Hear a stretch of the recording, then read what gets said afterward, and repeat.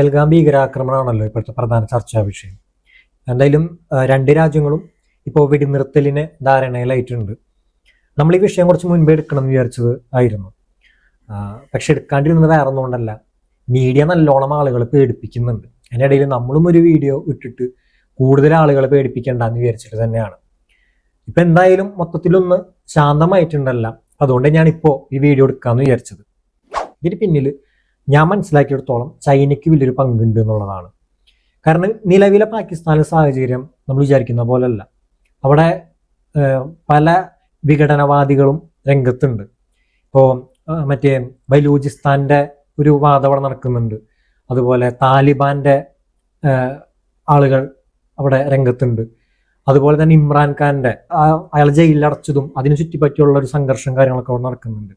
അപ്പോൾ പാകിസ്ഥാൻ ഗവൺമെൻറ് എന്ന് പറഞ്ഞു കഴിഞ്ഞാൽ എന്നും എപ്പോൾ വേണമെങ്കിലും വീഴാമെന്നുള്ള രീതിയിലാണ് നിൽക്കുന്നത്.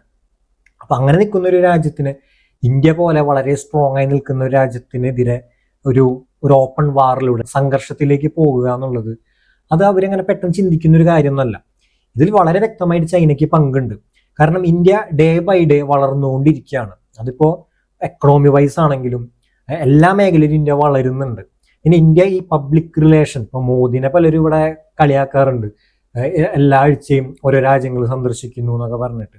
പക്ഷെ അദ്ദേഹം അവിടെ ചെയ്യുന്നൊരു കാര്യം എന്ന് പറഞ്ഞാൽ അവിടെ വെറുതെ പോകുന്നതല്ല. അവിടെ പോയിട്ട് അവിടുത്തെ ഭരണാധികാരികളായിട്ട് ഒക്കെ ആയിട്ട് നല്ലൊരു റിലേഷൻ മെയിൻറ്റെയിൻ ചെയ്യുന്നു എന്നുള്ളതാണ്. നല്ല രീതിയിൽ ഇന്ത്യ പ്രോഗ്രസ് ചെയ്യുന്നത് ചൈനയ്ക്ക് ഒരിക്കലും അത് പിടിക്കൂല. അപ്പൊ ചൈനയ്ക്ക് എങ്ങനെയെങ്കിലും ഇന്ത്യയെ പ്രതിരോധത്തിലാക്കണം. അപ്പൊ ഒരു യുദ്ധം അല്ലെങ്കിൽ ഒരു സംഘർഷം എന്നുള്ള രീതിയിലോട്ടൊക്കെ പോകുമ്പോൾ അത് ഇന്ത്യ പ്രതിരോധത്തിലാകും. അപ്പൊ ഇത് തന്നെയായിരുന്നു ചൈനയ്ക്കും വേണ്ടിയിരുന്നത്. അപ്പൊ എന്തായാലും ഇതിപ്പോ ഒരു വാർ എന്ന രീതിയിലോട്ടൊന്നും പോവാണ്ട് അവസാനിച്ചത് എന്തായാലും നന്നായി. ഇതിപ്പോ ഒരു യുദ്ധത്തിലോട്ട് പോയിരുന്നെങ്കിൽ, ഒരു ഓപ്പൺ വാറിലോട്ട് പോയിരുന്നെങ്കിൽ എന്താകുമായിരുന്നു ഇതിന്റെ സ്ഥിതി? ഒരു യുദ്ധം ഉണ്ടായി കഴിഞ്ഞാൽ നഷ്ടങ്ങൾ മാത്രമേ അവിടെ ഉണ്ടാവുള്ളൂ. ഇപ്പൊ നമ്മൾ നോക്കിയാൽ തന്നെ കാണാം, റഷ്യ ഉക്രൈൻ വാർ ഏകദേശം 3 കൊല്ലത്തോണ്ട് അടുത്തായി. അവിടെ ഒന്നും ആയിട്ടില്ല, ഇപ്പൊ നടന്നുകൊണ്ടേയിരിക്കുന്നു. അതുപോലെ തന്നെ ഇസ്രയേല് പാലസ്തീൻ പ്രശ്നം ഇപ്പോഴും നടന്നുകൊണ്ടിരിക്കുന്നു. അപ്പൊ ഇന്ത്യ പാകിസ്ഥാൻ വാറിലേക്ക് പോയി കഴിഞ്ഞാൽ ഒരുപാട് നഷ്ടങ്ങൾ ഉണ്ടാവും ഇരുഭാഗത്തും. അതിനുപരി ഇന്ത്യ വളർന്നുകൊണ്ടിരിക്കുന്ന ഒരു രാജ്യമാണ്. അപ്പോ സാമ്പത്തികമായിട്ട് നമ്മൾ കുറച്ച് പിന്നോക്കം പോകും.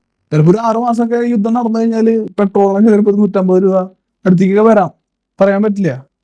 എന്തുണ്ടായാലും സാധാരണക്കാരൻ അനുസരിച്ചായിരിക്കും അവസാനം വരാം. അപ്പോൾ യുദ്ധത്തിന് സപ്പോർട്ട് ചെയ്യണവർ അതും കൂടി ചിന്തിക്കണം. സംഭവം അവർ നമ്മളെ കയറി അറ്റാക്ക് ചെയ്യാൻ ആദ്യം ചെയ്തിരുന്നത്, നമ്മൾ തിരിച്ച് അവരെ ടെററിസ്റ്റ് ഗ്യാങ്ങുകളുടെ സ്ഥലങ്ങളിൽ പോയിട്ട് ബോംബിട്ടു, അത് ന്യൂട്രലൈസ് ചെയ്തു. അതവിടെ കഴിഞ്ഞു, അത് അവിടെ തീരാനാണ് നല്ലത്. ഇപ്പൊ രണ്ടുപേരും വെടിനിർത്തി ഏറ്റവും നല്ല കാര്യമാണ്. ഇന്ത്യ യുദ്ധം വേണം എന്ന് പറഞ്ഞിട്ടില്ല. ഇങ്ങോട്ട് കയറി അറ്റാക്ക് ചെയ്തപ്പോൾ വളരെ വ്യക്തമായി അങ്ങോട്ട് മറുപടി കൊടുത്തു എന്നുള്ളതാണ്. അത് വളരെ ആവശ്യമാണ്. കാരണം നമ്മളിപ്പോൾ എങ്ങാനും മിണ്ടാണ്ടിരുന്നെങ്കിൽ, നമ്മൾ പലപ്പോഴും മിണ്ടാണ്ടിരുന്നിട്ടുണ്ട് മുൻപൊക്കെ. അങ്ങനെ ഇരുന്നപ്പോഴൊക്കെ നമുക്ക് പണിയും കിട്ടിയിട്ടുണ്ട്.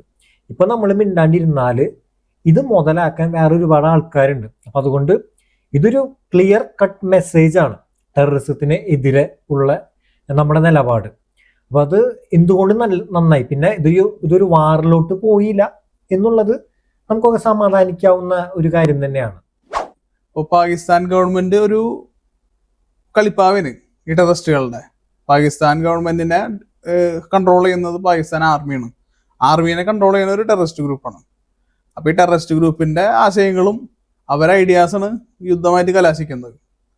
ഇതിപ്പോ പിന്നെ ഈ IMF ഇപ്പൊ പാകിസ്ഥാനിൽ ലോൺ കൊടുത്തിട്ടുണ്ട്, $1 ബില്യൺ. അതെ. ഇത് ശരിക്കും പറഞ്ഞാൽ പ്രോത്സാഹിപ്പിക്കുകയാണ് ശരിക്കും പറഞ്ഞ ഇവരൊക്കെ ചെയ്യുന്നത്. അതെ, പാകിസ്ഥാനെ ഈ രീതിയിൽ വളർത്തി വഷളാക്കിയ ഒരു രാജ്യം അമേരിക്കയാണ് ഞാൻ പറയുന്നത്. കാരണം അവര് ആദ്യം മുതലേ പാകിസ്ഥാൻ അമേരിക്കനാണ് സപ്പോർട്ട് ചെയ്തിരുന്നത്. നമ്മൾ ആ സമയത്ത് സോവിയറ്റ് യൂണിയനാണ് സപ്പോർട്ട് ചെയ്തിരുന്നത്. അപ്പൊ അവരുടെ പിന്തുണ നമുക്ക് കിട്ടിയപ്പോ പാകിസ്ഥാന് അമേരിക്കയുടെ പിന്തുണയാണ് കിട്ടിയത്. അപ്പൊ അന്ന് തൊട്ട് ഇവരെ പാകിസ്ഥാനെ വളർത്തി ഈ വഷളാക്കിക്കൊണ്ടിരിക്കുകയാണ്. ഓരോന്നിനും പറഞ്ഞു വിടും. അമേരിക്കൻ. അതെ. ഇപ്പൊ അമേരിക്ക ഇതുപോലെ തന്നെ ഇപ്പൊ യുക്രൈൻ ഒരുപാട് സഹായങ്ങൾ ചെയ്യണമെന്ന് പറയുന്നുണ്ട്, ഭയങ്കര മാലാഖേര പോലെ. ഇപ്പോ അതിങ്ങനെ ചെയ്തപ്പോ ഒരു 3 കൊല്ലത്തിനടുത്തായി യുദ്ധം. ഇപ്പൊ അവര് ചെയ്യണം തൊട്ടാ $500 ബില്യന്റെ ധാതു കരാറ് എത്ര കൊല്ലത്തിന് ഒപ്പുവെച്ചിരിക്കണ്. യുക്രൈനിലെ അയൺ, സ്റ്റീൽ, അങ്ങനെ ഒരുപാട് സംഭവങ്ങളുള്ളത്. അപ്പോൾ ഇത് ലക്ഷ്യം വെച്ചിട്ടാണ് ഇവർ ഈ ആയുധങ്ങൾ കൊടുത്തിട്ടുള്ളത്. ഈ 500 ബില്യന്റെ പകുതി പോലെ ആയിട്ടുണ്ടാവില്ല ഇതുവരെ കൊടുത്തത് ചിലപ്പോ. അപ്പൊ ഇവർക്ക് ഓരോ ലക്ഷ്യങ്ങളുണ്ട്. ഇങ്ങനത്തെ ഈ ആയുധം നിർമ്മിക്കുന്ന രാജ്യങ്ങൾക്ക് മറ്റു രാജ്യങ്ങൾക്ക് സഹായം കൊടുത്തിട്ട് അവരെ മൊത്തമായിട്ട് കൺട്രോൾ ഏറ്റെടുക്കുക. യുക്രൈനൊക്കെ വെറും പടുകുഴിയിലേക്ക് വീഴാൻ പോകുന്നത്. അമേരിക്കക്ക് എപ്പോഴും അവരുടെ ഒരു ചിന്ത മാത്രമേ ഉള്ളൂ, അവരുടെ ഉന്നമനം, അതുപോലെ അവരുടെ കച്ചവടം നടക്കണം. ബിസിനസ് എന്ന് പറയുന്ന ഒരു അവരെന്നെ വലിയ ആള്. അതെ, ഒരു പോയിന്റ് ഓഫ് വ്യൂ ആണ് അവരെല്ലാം കാണാം. അപ്പൊ അവർക്ക് ഒരു രാജ്യത്ത് നിന്ന് എന്ത് നേടാൻ കഴിയും, അതാണ് അവർ നോക്കാം. അല്ലെങ്കിൽ അവർക്ക് അവിടെ എന്ത് നേട്ടം ഉണ്ടാക്കാൻ കഴിയും, ഇതാണ് നോക്കാം. ഈ ഒരു ചിന്താഗതിയിലാണ് അവർ പണ്ടാണെങ്കിലും ഇപ്പോഴാണെങ്കിലും നിൽക്കുന്നത്. അപ്പൊ പാകിസ്ഥാനെ അവർ കാണുന്നത് ഇന്ത്യ അല്ലെങ്കിൽ മറ്റു രാജ്യങ്ങൾക്കെതിരെ യൂസ് ചെയ്യാനുള്ള ഒരു ആയുധമൊക്കെ ആയിട്ടാണ് കാണുന്നത്. നമുക്കറിയാം അഫ്ഗാനിസ്ഥാനെ അമേരിക്ക എത്ര നാള് കൊണ്ടു നടന്നിരുന്നു. അവിടുത്തെ എല്ലാതും കൊണ്ടാണ് അവന്മാര് പോയിരിക്കുന്നത്. കാരണം അവിടെ ഒരുപാട് റിസോഴ്സ് ഉള്ള ഒരു രാജ്യമാണ് അഫ്ഗാനിസ്ഥാൻ. അഫ്ഗാനിസ്ഥാനത്തെ എല്ലാം കൊണ്ട് ആണ് അമേരിക്ക പോയത്. ഇപ്പോൾ പാകിസ്ഥാന്റെ തന്നെ പല സ്റ്റേറ്റ്മെന്റ്സ് അല്ലെങ്കിൽ അവരുടെ സോഷ്യൽ മീഡിയ പ്രൊപ്പഗേറ്റ് ചെയ്യുന്നത് തന്നെ മതപരമായിട്ടുള്ളൊരു ധ്രുവീകരണം നമ്മളിവിടെ ഉണ്ടാക്കുക എന്നുള്ള ഒറ്റ ലക്ഷ്യത്തിലാണ്. കാരണം അവർ പറഞ്ഞിട്ടുള്ള പല കാര്യങ്ങൾ അങ്ങനെയാണ്. ഇനി അവർ അറ്റാക്ക് ചെയ്തതാണെങ്കിലും ഈ ക്രിസ്ത്യൻ കമ്മ്യൂണിറ്റി നോക്കി അറ്റാക്ക് ചെയ്തിട്ടുണ്ട്, മുസ്ലിം കമ്മ്യൂണിറ്റി നോക്കി അറ്റാക്ക് ചെയ്തിട്ടുണ്ട്. അതുപോലെ ഈ അഫ്ഗാൻ പ്ലെയിനാണ് നമ്മൾ അടിച്ചിട്ടത് എന്നുള്ളൊരു പ്രചരണമൊക്കെ ഉണ്ടായിരുന്നു. അത് താലിബാൻ പിന്നെ അത് അല്ല എന്ന് അവർ തന്നെ പബ്ലിക്കിൽ പറയുന്ന സിറ്റുവേഷൻ വന്നു. അപ്പം അത്തരത്തിലൊക്കെ പാകിസ്ഥാൻ മീഡിയയും അവരും ചെയ്തിരിക്കുന്നത് ഈ ധ്രുവീകരണം ഉണ്ടാക്കുക മതപരമായിട്ടുള്ള. നമ്മളിവിടെ സോഷ്യൽ മീഡിയ കണ്ടിട്ടില്ലേ, അതിലും ഇത്തരത്തിലുള്ള കാര്യം തന്നെയാണ് സംഭവിച്ചുകൊണ്ടിരിക്കുന്നത്. ഇപ്പൊ പാകിസ്ഥാൻ ചെയ്യുന്നതിന്റെ ഒരു വേറെ വേർഷൻ നമ്മളിവിടെ നടക്കുന്നുണ്ട്. അതെ, ഇപ്പോ ഒരു പോസ്റ്റ് ഇട്ടതായിരിക്കും. അപ്പൊ പാകിസ്ഥാനിൽ ഇന്ത്യ ബോംബ് ഇട്ടു. അപ്പൊ ഇതുപോലെ കുറച്ച് പേര് പറയും കണ്ണൂരും മലപ്പുറത്തും ദുഃഖാചരണം. അപ്പൊ ഇതുപോലെ കമന്റ് ചെയ്യുന്നവരാണ് പോലീസ് അറസ്റ്റ് ചെയ്യുന്നത്. പറയുമ്പോ ഇവന്മാർ എന്താ പറഞ്ഞിട്ടുണ്ട് ഈ പറയണത്? ഇവിടെ ഉള്ളവരെല്ലാവരും ഇന്ത്യയിൽ ജനിക്കുന്നവര്, ഇന്ത്യയിലുള്ളവരെല്ലാവരും ഇന്ത്യക്കാരാണ്. പാകിസ്ഥാനായിട്ട് യാതൊരു ബന്ധമില്ല, ഇമോഷണലി യാതൊരു കണക്ഷനും ഇല്ല. അത് വേറൊരു രാജ്യമാണ്. മുസ്ലിം ആയതുകൊണ്ട് അവൻ പാകിസ്ഥാൻ സപ്പോർട്ട് ചെയ്യണമെന്നില്ല. പാകിസ്ഥാനി എന്നുള്ള അതേ തന്നെ തെറ്റാണ്. കാരണം മുസ്ലിം എന്ന് പറഞ്ഞാൽ ഇത് ഇന്ത്യക്കാരാണ്. മുസ്ലിമിന് മുകളിലാണ് ഇന്ത്യ എന്ന് പറയുന്നത്. അല്ലെങ്കിൽ മുസ്ലിം, ഹിന്ദു, ക്രിസ്ത്യൻ, വാട്ടെവർ എന്തായിക്കോട്ടെ, അതിനു മുകളിലാണ് രാജ്യം, നമ്മളെ രാജ്യം എന്ന് പറയുന്നത്. അതിൽ അഭിമാനിക്കുന്നവരായിരിക്കും എല്ലാവരും. അപ്പൊ അങ്ങനെയുള്ളവരെ കുറിച്ചിട്ടാണ് ഇവർ ഈ പറയുന്നതും ഇവര് ഈ വർഗീയമായിട്ടുള്ള വിഷം തുപ്പുന്നതും. അപ്പൊ ഇത്തരക്കാർക്കെതിരെയാണ് പോലീസ് നടപടി എടുക്കേണ്ടത്. ടെററിസത്തിനെതിരെയുള്ള ഒരു യുദ്ധം അല്ലെങ്കിൽ ഒരു അറ്റാക്കാണ്. അല്ലാണ്ട് ഇത് മുസ്ലിങ്ങൾക്കെതിരെയുള്ള യുദ്ധമോ ഒരു ഹിന്ദു മുസ്ലിം ഫൈറ്റ് അല്ല. ഇത് ടെററിസത്തിന് ഇല്ലാണ്ടാക്കാൻ. അതെ, നമ്മുടെ രാജ്യം വേഴ്സസ് ടെററിസം. ഇത് എനിക്ക് തോന്നുന്നു ഇവര് തന്നെ നമ്മുടെ ഒഫീഷ്യൽ സ്റ്റേറ്റ്മെന്റ് തന്നെ എന്താ പറഞ്ഞിരിക്കുന്നത്, ഇതൊരിക്കലും പാകിസ്ഥാനെതിരെയുള്ള യുദ്ധമല്ല, അല്ലെങ്കിൽ പാകിസ്ഥാൻ ആർമിക്കെതിരെയുള്ള യുദ്ധമല്ല, പാകിസ്ഥാൻ ഭരണകൂടത്തിനെതിരെയുള്ള യുദ്ധമല്ല, ഇത് ഈ തീവ്രവാദികൾക്കെതിരെയുള്ള ഒരു യുദ്ധമാണ്, അവരില്ലാണ്ടാക്കാനുള്ള യുദ്ധമാണ് എന്നാണ് നമ്മൾ ഓപ്പൺലി തന്നെ പറഞ്ഞിരിക്കുന്നത്. അപ്പം അത് തന്നെയാണ് യഥാർത്ഥത്തിൽ സംഭവിച്ചിരിക്കുന്നതും.